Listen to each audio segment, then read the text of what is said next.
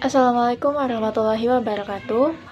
Perkenalkan, saya Dina Lutfiana dari kelas 11 OTKP 3. Pada kali ini, saya akan menjelaskan tentang standar sarana dan prasarana kantor berdasarkan Peraturan Menteri PAN-RB Nomor 48 Tahun 2013. Bab 1 Ketentuan Umum Pasal 1.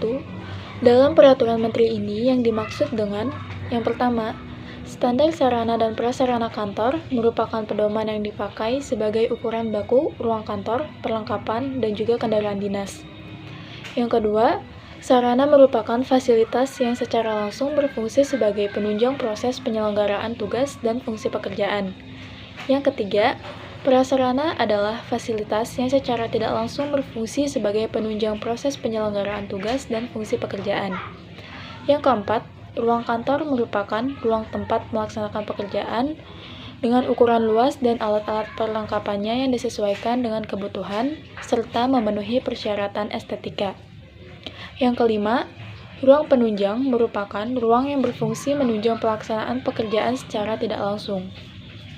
Yang keenam, perlengkapan kantor merupakan alat-alat yang dipersiapkan sesuai dengan kebutuhan dan menurut jenis pekerjaan yang dilaksanakan.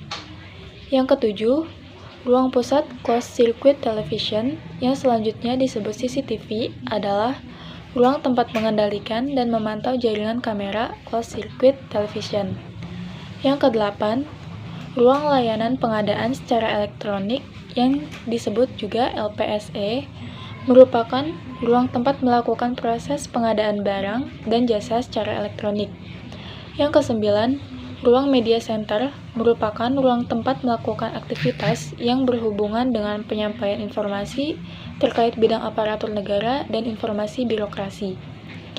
Yang ke-10, ruang telekonferensi adalah ruang tempat melakukan pertemuan berbasis elektronik secara langsung. Yang ke-11, telekomunikasi, yakni pemancaran, pengiriman, atau penerimaan tiap jenis tanda, gambar, suara, dan informasi melalui internet. Yang ke-12, Local Area Network, atau disebut juga LAN, adalah suatu jaringan komunikasi data dalam suatu wilayah tertentu.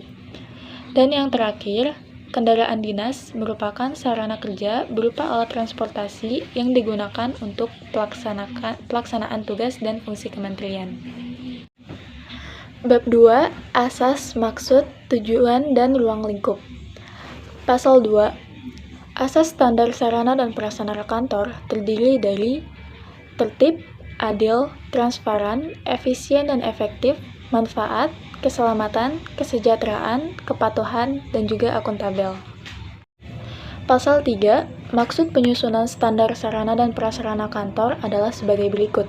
Yang pertama, kepastian ketentuan penggunaan ruangan kantor, alat perlengkapan kantor, dan juga kendaraan dinas. Yang kedua, keseragaman penggunaan ruangan kantor dan alat perlengkapan kantor.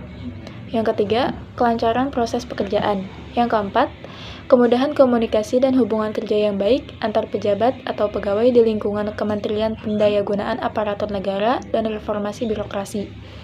Yang kelima, kelancaran tugas pengawasan dan pengamanan. Dan yang keenam, kemudahan pengamanan arsip dan juga dokumentasi. Pasal 4. Tujuan penyusunan standar sarana dan prasarana kantor adalah sebagai berikut. Yang pertama, menciptakan keselamatan, keamanan, kesehatan, dan kenyamanan kerja. Yang kedua, mewujudkan penataan yang bernilai estetika. Yang ketiga, menciptakan keleluasaan bergerak secara sehat dan teratur. Dan yang keempat, yakni mewujudkan sarana dan prasarana kantor sesuai standar.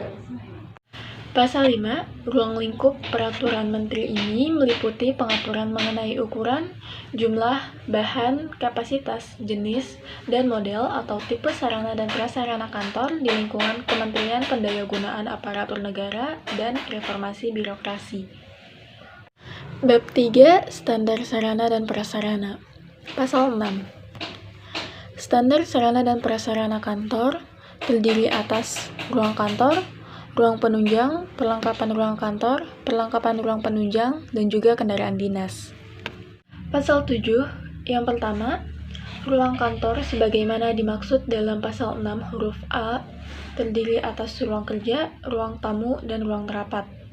Yang kedua, Ruang kerja sebagaimana dimaksud dalam pasal 7 ayat 1 huruf A diperuntukkan bagi menteri, wakil menteri, pejabat eselon 1, pejabat eselon 2, pejabat eselon 3, pejabat eselon 4, dan pejabat fungsional. Yang ketiga, standar ukuran dan perlengkapan ruang kantor sebagaimana dimaksud pada ayat 1 tercantum pada lampiran 1 Peraturan Menteri ini.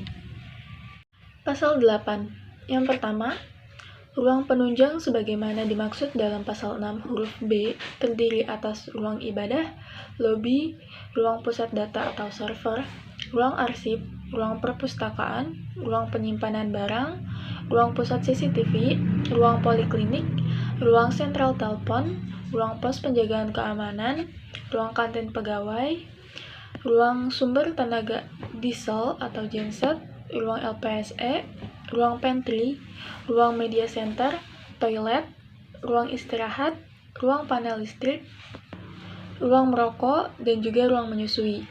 Yang kedua, standar perlengkapan ruang penunjang sebagai dimana dimaksud pada ayat 1 tercantum pada lampiran 2 Peraturan Menteri ini.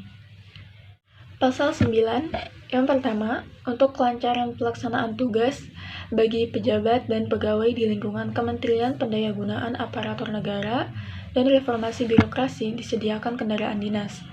Yang kedua, kendaraan dinas sebagaimana dimaksud pada ayat 1 meliputi kendaraan dinas menteri, kendaraan dinas wakil menteri, kendaraan dinas pejabat eselon 1, kendaraan dinas pejabat setara eselon 1, kendaraan dinas pejabat eselon 2, kendaraan dinas pejabat setara eselon 2, dan kendaraan dinas operasional.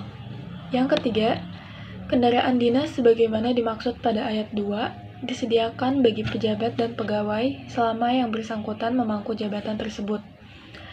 Yang keempat, standar kendaraan dinas sebagaimana dimaksud pada ayat 1 tercantum pada lampiran 3 Peraturan Menteri ini. Pasal 11. Pemenuhan standar sarana dan prasarana kantor disesuaikan dengan anggaran yang tersedia. Bab 4 Ketentuan Penutup, Pasal 12. Peraturan Menteri ini mulai berlaku pada tanggal diundangkan. Agar setiap orang mengetahuinya, memerintahkan pengundangan Peraturan Menteri ini dengan penempatannya dalam Berita Negara Republik Indonesia. Sekian penjelasan dari saya, semoga bermanfaat. Mohon maaf apabila ada kesalahan. Wassalamualaikum warahmatullahi wabarakatuh.